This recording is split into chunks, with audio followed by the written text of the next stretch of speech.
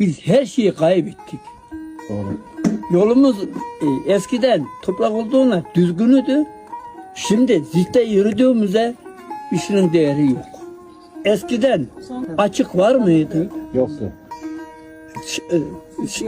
Lanet olsa şeytan açık arardı. Evet. Şimdi şeytan insana devretti. Şimdi insanlar açık arıyor. Biz olduk şeytan.